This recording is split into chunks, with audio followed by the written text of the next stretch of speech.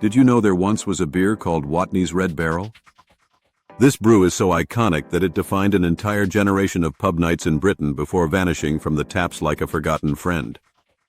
In this video, I'll show you 5 classic beers from the UK, along with a couple mentions that were not only cult favorites, but today are real rarities, and what their disappearance tells us about our changing tastes, our lost breweries, and the very fabric of our drinking culture. If you remember sipping these at the local after a long week or cracking one open with mates during a big match, then hit the like button and subscribe, and let's take a trip back through time together. There was a time when you couldn't walk into a pub without seeing a bright red pump proudly pouring Watney's Red Barrel. Brewed by Watney Combe and Reed in London, this beer became the poster child of British Kegel in the 1960s and 70s. It wasn't just a drink. It was a sign that beer was going modern. First introduced in the 1930s, Red Barrel really took off after World War II. It was one of the first British beers to be pasteurized and kegged, allowing it to travel further and stay fresher longer. That meant it could be served in working men's clubs, canteens, and seaside resorts without the fuss of celery. In doing so, it became a national brand, something few beers achieved in that era. As for the taste, well, opinions vary. It was malty, slightly sweet, with a smooth, almost flat mouthfeel. Designed for consistency rather than character, it was mild and inoffensive, easy drinking for the working man after a shift, or for couples enjoying a dance hall evening. It wasn't designed to challenge you. It was designed to comfort you. Its Red Barrel logo was iconic and the adverts cheeky. Whether you were in Manchester or Margate, chances are someone you knew was drinking a pint of Red Barrel. Maybe your dad, your uncle, or even you. It became part of Britain's new industrial identity: sleek, uniform, dependable. But as time passed, the very things that made Red Barrel successful became its downfall. Keg beer faced backlash from traditionalists. In 1971, CAMRA, the Campaign for Real Ale, formed specifically to fight back against beers like it. People began to crave character and craftsmanship, not convenience. By the late 70s, Red Barrel was being phased out, replaced by Watney Special, a reformulated version trying to win back public favor. It never quite did. Eventually, it disappeared from pubs altogether, remembered mostly by those who lived through its heyday. And yet for many, the sight of that Red Barrel brings back memories. Smoky pubs, vinyl booze, laughing with friends under fluorescent lights. It was never the fanciest pint, but it was reliable, familiar, a piece of the past you could hold in your hand. A double diamond works wonders. If you were watching telly in the 60s or 70s, chances are you heard that jingle more than once. It was brewed in Burton-upon-Trent by Alops, later called In Coupe, and the Double Diamond Burton Pale Ale was once one of the UK's best-selling beers. It first appeared in the late 19th century and soon became pretty common in keg form by around the 1950s. It had a light amber body with low bitterness and soft carbonation, so it was easy on the palate. It was a pale ale in name, but was actually something in between because of the sweet, smooth, and slightly buttery taste, which made it popular for a wide audience from pubgoers to banquet diners.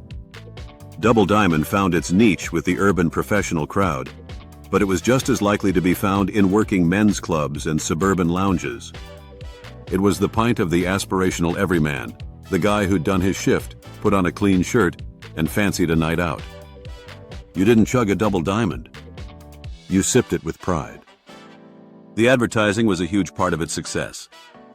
Bold, catchy, memorable. It made the beer feel modern, cosmopolitan even.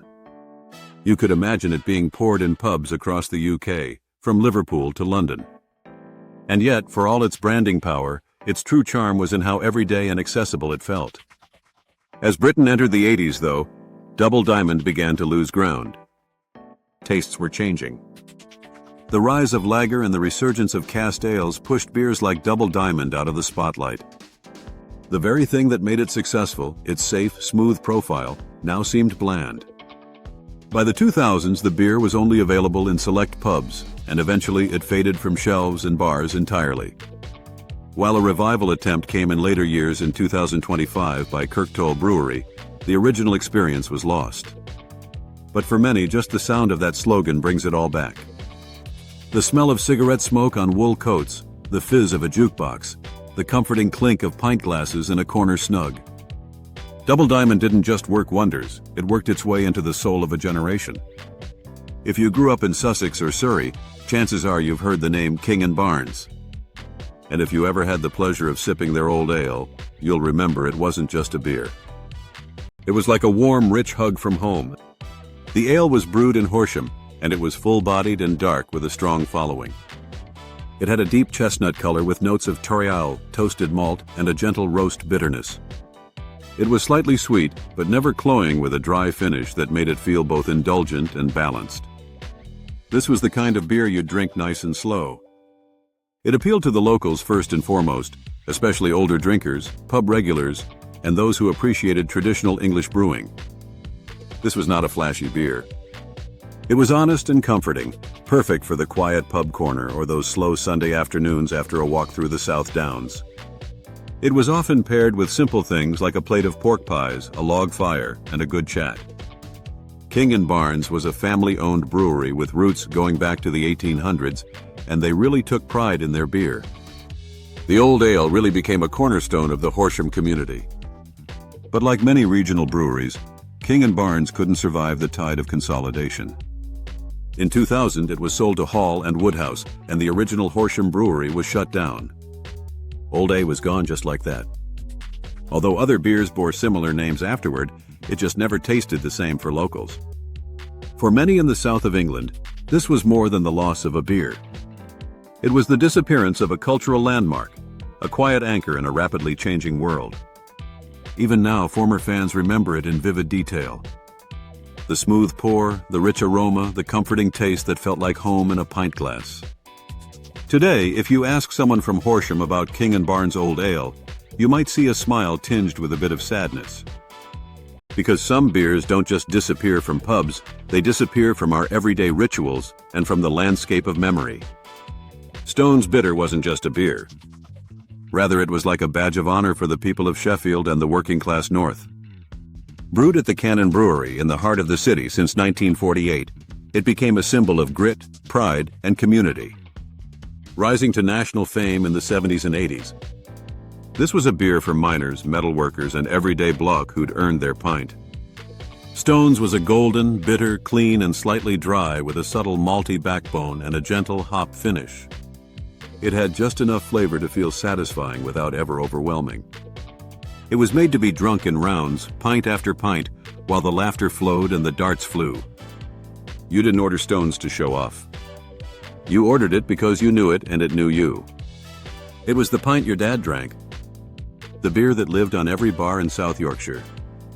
It found its way into corner pubs, clubhouses, sports halls, even canteens, and working men's clubs, where it stood a humble reward at the end of a long, honest day. At its peak in the 1980s, Stone's Bitter was sold all across the UK thanks to its acquisition by Bath. It was even one of the top-selling beaters in the country. But the more it grew, the more it began to lose touch with its roots. Production moved, ownership changed, the taste shifted, and locals noticed. By the 2000s, the decline was clear. Sheffield's Cannon Brewery closed in 1999, and though the brand limped on under new brewers, the original cask version was discontinued by 2011. What remained was a pale imitation of what once was, available in cans but stripped of its soul. For generations, Whitbury Pale Ale was the quiet pint that showed up when you needed it most. Not flashy, not heavy, but dependable and part of daily life for many working-class families across Britain. Brewed by Whitbray, one of the biggest names in British brewing, it became a staple in pubs and homes alike from the mid-20th century through to the 1980s. Whitbray Pale Ale had a light golden hue with a crisp, mildly malty flavor and just a touch of bitterness. It was what many would call a session beer today. Easy drinking, subtle and refreshing.